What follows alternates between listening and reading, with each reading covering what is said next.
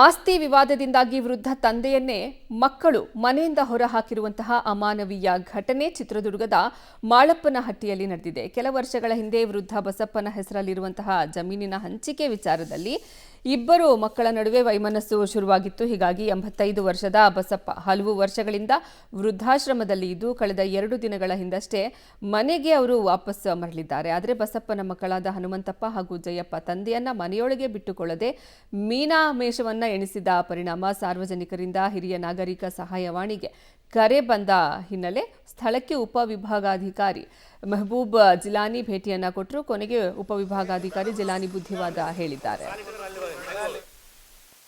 ಇಲ್ಲೇ ಭಾಳ ಜನ ಇದ್ದರು, ನಮಗೆಲ್ಲ ಗಲಾಟೆ ಮಾಡೋಕ್ಕೆ ಬಂದರು. ಆದರೂ ನಾವು ಹೇಳಿದ್ವಿ, ಹಿರಿಯ ನಾಗರಿಕರ ಪಾಲನೆ, ಪೋಷಣೆ, ರಕ್ಷಣೆ ಮತ್ತು ಪುನರ್ವಸತಿಗೆ ಕಾಯ್ದೆ ಇದೆ, ಅವ್ರದ್ದೇ ಆದ ಹಕ್ಕುಗಳಿದ್ದಾವೆ, ನೀವು ಹಿಂಗೆಲ್ಲ ಮಾಡಬಾರ್ದು ಅಂತಂದು ಬುದ್ಧಿಗಾನ ಹೇಳಿದ್ರು. ಆದರೂ ಅವರು ನಮಗೆ ಮಾತು ಕೇಳಿಲ್ಲ. ಆವಾಗ ಮೇಲಾಧಿಕಾರಿಗಳಾದಂಥ AC ಸಾಹೇಬರು, ಸರ್ಕಲ್ ಇನ್ಸ್ಪೆಕ್ಟ್ರು ಮತ್ತು ನಮ್ಮ ಅಂಗವಿಕಲ ಕಲ್ಯಾಣ ಅಧಿಕಾರಿಗಳು ಬಂದು ಇದನ್ನೆಲ್ಲ ಸಾಲ್ವ್ ಮಾಡಿದರು. ಈಗ ಅವನು ಆರೋಗ್ಯ ತಪಾಸಣೆ ಮಾಡಿಸಿದ್ವಿ. ಆನಂತರ ಈಗ ಆಸ್ಪತ್ರೆಯಲ್ಲಿ 2 ದಿವಸ ಅವ್ರಿಗೆ ಅಡ್ಮಿಟ್ ಮಾಡಿ ಮತ್ತು ಪುನಃ ಸಾಹೇಬ್ರ ಅಧ್ಯಕ್ಷತೆಯಲ್ಲಿ ಮೀಟಿಂಗ್ ಮಾಡಿ ಮುಖ್ಯವಾಹಿನಿಗೆ ಸೇರಿಸ್ತೀವಿ ತಂದೆ. ಎಲ್ಲರೂ ಸೇರ್ಕೊಂಡ್ಬಿಟ್ಟು ಈ ಒಂದು ಸ್ಥಳಕ್ಕೆ ಬಂದು ನೋಡಿದಾಗ ಅವರು ನಮ್ಮ ಮನೆಯಿಂದ ಹೊರಗಡೆ ಹಾಕಿದ್ರು.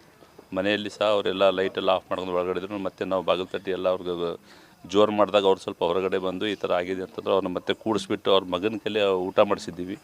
ಅವ್ರ ಮಗ ಹೇಳ್ತಾರೆ, ಇಲ್ಲ ನಮ್ಮದು ಕೌಟುಂಬಿಕ ವಿವಾದ ಇತ್ತು, ಇಲ್ಲೊಂದು ಆಸ್ತಿ ವಿವಾದ ಇತ್ತು, ಹೀಗಾಗಿಬಿಟ್ಟು ಅವರು ಯಾರ ಪಲ್ಲಿನೂ ಇರ್ತಾ ಇದ್ದಿಲ್ಲ. ನಮ್ಮ ಅಪ್ಪಾಜಿ ಅವರು, ನಾವು 3 ಜನ ಮಕ್ಕಳು, ಹೆಣ್ಮಕ್ಳು ಇದ್ದಾರೆ, ಅದರಲ್ಲಿ ಯಾರ ಹತ್ರನೂ ಇರ್ತಿದ್ದಿಲ್ಲ. ಹಿಂಗಾಗಿ ನಾವು ನೋಡ್ಕೊಳ್ತಾ ಇದ್ದಿಲ್ಲ ಅಂತ